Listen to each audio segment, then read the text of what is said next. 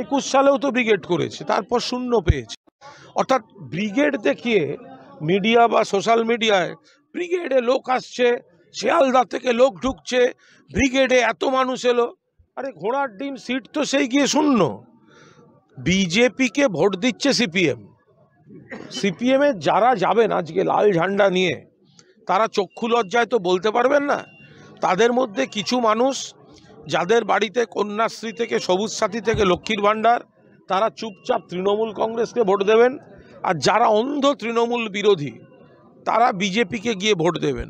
সিপিএমের খাতা তো থাকবে শূন্য। তো কিছু লোক যারা চক্ষু লজ্জায় পার্টিকে বলতে পারবে না, তারা ব্রিগেডে যাবে। সিপিএমের ব্রিগেড নতুন নয়, কিন্তু সিপিএমের ব্রিগেড মানেই সিপিএমকে ভোট নয়। সিপিএমের কাছে প্রথম সিপিএম কমেছে, বিজেপি বেড়েছে। সিপিএম কমেছে, বিজেপির আসন বেড়েছে। তো সিপিএম বড় বড় কথা বলবে পরে, ব্রিগেড দেখিয়ে কি হবে? এই ব্রিগেড আগে দেখা। তো তারপরেও তো শূন্য পেয়েছে।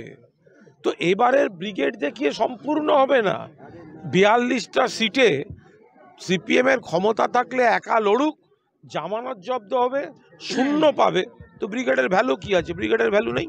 আপনি মঞ্চে বলছিলেন যে বিজেপির সঙ্গে কংগ্রেস আর সিপিএম একসঙ্গে মিলেমিশে রয়েছে। এই রাজ্যে দেশের ক্ষেত্রে ইন্ডিয়া জোট লড়ছে।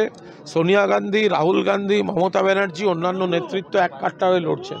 কিন্তু এ রাজ্যে অধীর চৌধুরীর নেতৃত্বে প্রদেশ কংগ্রেসের একাংশ বিজেপির দালালি করছে। সিপিএমের সঙ্গে হাত মিলিয়ে তৃণমূলকে দুর্বল করে বিজেপিকে অ্যাডভান্টেজ পাইয়ে দেওয়ার চেষ্টা করছে। রাজ্যপাল ধরতে নির্দেশ দিয়েছেন, কি বলবেন? রাজ্যপাল হাঁটতে হাঁটতে বাংলাদেশে চলে যান, গিয়ে ধরে নিয়ে আসুন। রাজ্যপাল হাঁটতে শুরু করুন, হাঁটুন।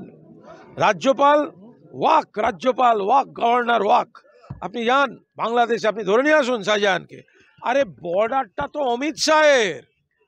এই যে কথায় কথায় বলছে রোহিঙ্গারা এসে গন্ডগোল করলো, কখনো বলছে অমুক লোক পালিয়ে গেল।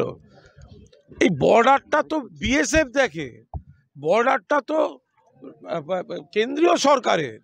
তো তাহলে কেউ যদি যায়, কেউ যাবে কিনা, কাকে যেতে দিচ্ছে, কার গাফিলতি আদৌ গেছে কিনা, এটা তো সেন্ট্রাল গভর্নমেন্ট বলতে পারবে।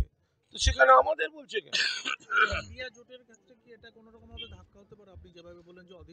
আমরা বাংলায় একাই 100। 2021 সালে প্রমাণিত হয়ে গেছে বিজেপিকে হারাতে তৃণমূল একাই 100। কংগ্রেস সিপিএম লড়লেও শূন্য পায়। কিন্তু ইন্ডিয়া জোটের স্বার্থে মমতা ব্যানার্জি মন খোলা রেখে কথা বলছে। তার মধ্যে যদি অধীর চৌধুরী বিজেপির দালালি করে সিপিএমের সঙ্গে মিলে আমাদের নেত্রীকে, নেতাকে, দলকে, সরকারকে এইভাবে কুরুচিকর ভাষা প্রয়োগ করতে থাকেন, দিল্লির নেতারা ঠিক করুন, তাদের একটা মুখ আর পশ্চিমবঙ্গের নেতাদের একটা মুখ। আমরা এসব নিয়ে মাথা ঘামাচ্ছি না, আমরা তো আক্কাও করি না। বাংলাতে কি তাহলে আপনারা ইন্ডিয়া জোট হোক সেটা চাইছেন? আমরা তো একবারও সে কথা বলিনি। আমি তো উল্টো বললাম। আপনি যদি আপনার ব্যাখ্যা আমার মুখে চাপিয়ে দেন, আমি বলছি ইন্ডিয়া জোটের স্পিরিটটা আমরা সমর্থন করি বলেই তো মমতা ব্যানার্জি বিজেপিকে হারাতে সোনিয়া গান্ধী, রাহুল গান্ধীকে সহযোগিতা করছেন। কিন্তু তাদের দলের রাজ্য নেতৃত্বের একাংশ যদি বিজেপিকে সাহায্য করে, তাহলে তো সেটা সোনিয়া গান্ধী, রাহুল গান্ধীকেই দেখতে হবে। যে আপনারা বলছেন বিজেপিকে হারাতে চাই, মমতা তুমি সঙ্গে এসো, আর আপনার প্রদেশ প্রেসিডেন্ট সিপিএমের সঙ্গে মিলে বিজেপির হয়ে কথা বলছে, এটা তো আপনাদের ঠিক করতে হবে। আমরা এসব তোয়াক্কা করি না, আমরা একাই 100। এসেই এখানকার কোনো প্রশ্ন সম্পর্কে বলবে, উত্তর দেব না ও জেলে ছিল। তার উত্তর হচ্ছে যে অমিত শাহেরও পা চাটছে, খুনের মামলার আসামি জেলে ছিল। তো অমিত শাহের জেলটা কি শুভেন্দুর বাবার তাজমহল ছিল? 2 নম্বর হচ্ছে শুভেন্দু এতদিন জেলে থাকতো, একটা সারদার চোর, নারদার চোর, ও তো সিবিআই এর এফআইআর নেন, ও তো জেলটা বাঁচাতে বিজেপির কুকুর হয়ে ওখানে গেছে। তার আবার বড় বড় কথা কিসের? আমি উত্তরটা এখন থেকে দিয়ে রাখলাম, এবার বলো। গতকাল দেখা গেল দাদা আপনার নামে বিভিন্ন ধরনের পোস্টার এখানে লাগানো হয়েছিল, কি বলবেন? কি বলবো, ভয় পাচ্ছে শুভেন্দু আর বিজেপি। তারা চায় না আমি নন্দীগ্রামে আসি। আমার তো আনন্দ হলো যে আমি আসার আগের দিন যদি আমাকে গোব্যাক দেয় এবং পোস্টার ফেলে রাতের অন্ধকারে চোরের মতো, শুভেন্দু চোর সবাই জানে, কিন্তু তার সাঙ্গপাঙ্গ কয়েকজনকে দিয়ে লাগিয়েছে, তো ভালো। ওরা লেখে গোব্যাক, আমি দেখতে পাই ওয়েলকাম। ও যতবার লিখবে গো ব্যাক, আমি তত বুঝবো যে আমার আশায় ওর গা জ্বলছে, আমি তত নতুন উৎসবে সকাল বিকেল আসবো। আরেকটা বিষয় দাদা, ঠিক এখান থেকে 100 মিটার দূরে যে শহীদ মিনার, সেখানে শুভেন্দু অধিকারী পৃথকভাবে আজকে শুভেন্দু অধিকারীদের কোনো অধিকার নেই করার, কারণ যারা অরিজিনালি হারমাদ, যারা গণহত্যা, জমি দখল, গণধর্ষণ, অত্যাচার যারা করেছিল, তো তারাই তো আজ শুভেন্দুর সঙ্গে বিজেপিতে গিয়ে তারা মালা দিতে যাচ্ছে। ওটা তো কলঙ্কিত করছে, আন্দোলনকে কলঙ্কিত করছে, শহীদদের আত্মাকে অসম্মান করছে। ফলে শুভেন্দুদের তো এটা, শুভেন্দুর কাছে এটা, নন্দীগ্রামটা হচ্ছে ওর কাছে পলিটিক্যাল কেরিয়ারের মার্কেটিং, আর তৃণমূলের কাছে শহীদদের প্রতি তর্পণ, শহীদ স্মৃতি তর্পণ। ফলে দুটো তফাৎ। ও হচ্ছে নিজের কেরিয়ারের জন্য মার্কেটিং। নন্দীগ্রামে এত মামলা, শুভেন্দুর বিরুদ্ধে তো কোনো মামলা হয়নি। 2 নম্বর, যারা জমি আন্দোলনের মামলায়, মিথ্যা মামলায় ফেসেছিল, ওরা তো এখন জোর করে সেই মামলা রিওপেন করিয়ে, পুরনো মামলা রিওপেন করিয়ে নন্দীগ্রামের মানুষকে আরও বিপদে ফেলার চেষ্টা করছে। ফলে ওর সঙ্গে নন্দীগ্রামের কোনো নারীর সম্পর্ক নেই। দাদা আরেকটা বিষয়, সেটা হচ্ছে আপনি এখানে মঞ্চ থেকে নির্দেশ দিলেন কার্যত, বা বললেন জেলা সভাপতিকে যে নন্দীগ্রামের নেতাদের সঙ্গে বসে তারপরে একটা কর্মসূচির কথা ঘোষণা করেন। এই বিষয়টা একটু বিস্তারিত বলুন। না, এখানে যেমন নন্দীগ্রামে রাজ্য কমিটি যে ব্লক ইত্যাদি কমিটি করে দিয়েছে, আবার ভূমি উচ্ছেদ প্রতিরোধ কমিটি নন্দীগ্রামের অবিচ্ছেদ্য অঙ্গ, তারা দীর্ঘদিন ধরে এখানে মানুষের সঙ্গে জড়িত। ফলে তাদের প্রত্যেকের কিছু সাজেশান ছিল যে অবিলম্বে কিছু আন্দোলনের জন্য। তো সেটা আমি সভাপতিকে অনুরোধ করেছি যে সিনিয়র যারা আছেন, যারা পদে আছেন বা ছিলেন, যারা সিনিয়র উনি মনে করবেন, একদম বসে নিয়ে দুপক্ষই চাইছে একটা ভালো কোনো কর্মসূচি করতে।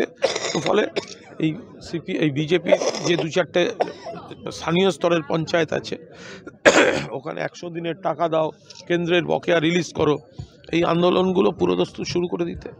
দাদা একটা প্রশ্ন আছে, সেটা হচ্ছে যে শেখ শাহজাহান, যিনি খালি তৃণমূলের জেলা পরিষদের কর্মাধ্যক্ষ, সে কার্যত দেখা যাচ্ছে আত্মগোপন করে রয়েছে, বা তাকে পাওয়াও যাচ্ছে। এটা পুরোটা বলতে পারবো না, কারণ যতক্ষণ না দুপক্ষের গোটা বিষয়টা, দুপক্ষের বক্তব্য সবাই শুনবো, বুঝবো, ততক্ষণ শুধুমাত্র একতরফার গল্প শুনে কোনো ধারণা তৈরি করা ঠিক না। কোনো হামলা বা ইডির অফিসার আহত হওয়া, এগুলো খুব দুঃখের, এগুলো অবাঞ্ছিত, এগুলো হওয়া উচিত না, মিডিয়ার উপর আক্রমণ উচিত না। কিন্তু ধারাবাহিকভাবে যে সিবিআই এর এফআইআর নেম শুভেন্দু, তার বাড়িতে রেড হবে না, সে চোখ পাকিয়ে বলবে অমুক অমুকের বাড়িতে সিবিআই ইডি যাবে, আর তারপরে শাহজাহান বা এরকম কারুর বাড়ির এলাকার পরিচিত মুখ সকালবেলা যদি তার বাড়িতে গিয়ে বাইরের লোক বাঁশ দিয়ে তালা ভাঙছে, এইসব দেখলে তো এলাকার লোক খানিকটা ক্ষুব্ধ হয়ে যায়। তো ফলে এই ফাঁদগুলো তারা পেতে দিচ্ছে। এই যে শাহজাহানকে কি দলীয়ভাবে কোনো নির্দেশ দেওয়া হচ্ছে? আমি 3 দিন একটু এই জেলায় আছি যেহেতু, ফলে বিস্তারিত আমি এই বিষয়ে এক্ষুনি কিছু বলতে পারবো না। শাহজাহান বলছেন, অভিজিৎ গাঙ্গুলি যিনি জাস্টিস, তিনি যেমন বলছেন যে রাজ্যপালের উচিত এই মুহূর্তে, অভিজিৎ গাঙ্গুলি জাস্টিস, কমরেড অভিজিৎ গাঙ্গুলি, তিনি এক্সপোজড হয়ে নিজের রাজনৈতিক উইশ লিস্ট বারবার প্রকাশ করে ফেলছেন।